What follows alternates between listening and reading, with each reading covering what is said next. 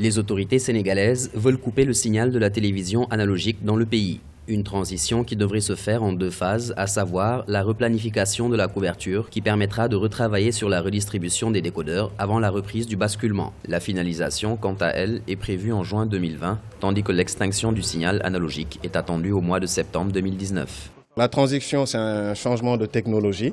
On passe d'un mode de diffusion analogique à un mode de diffusion numérique, ce qui induit des changements dans la manière de recevoir la télé dans les foyers et dans les populations, ce qui induit des changements dans la manière de diffuser pour les opérateurs et éditeurs aujourd'hui de contenu. Le Sénégal est l'un des premiers pays en Afrique à avoir adopté le processus de transition de l'analogique au numérique, une méthode qui a su être réglée grâce à l'instauration d'un partenariat public-privé. Par rapport à la sous-région, par rapport à nos pairs africains, on peut dire que le Sénégal est aujourd'hui un des premiers pays qui avancent dans ce processus. Dès l'instant qu'on considère que les pays limitrophes sont confrontés déjà à la problématique de financement et la démarche ou l'option prise par le Sénégal à la base de partir sur un partenariat public-privé nous a permis quelque part de bien avancer sur le projet et de pouvoir réaliser nos objectifs, on va dire, à 50%. L'analogique et le numérique sont 2 procédés qui servent à transporter et stocker des données. L'analogique est né avec le début de l'électricité, tandis que le numérique est apparu plus récemment avec l'ère de l'informatique.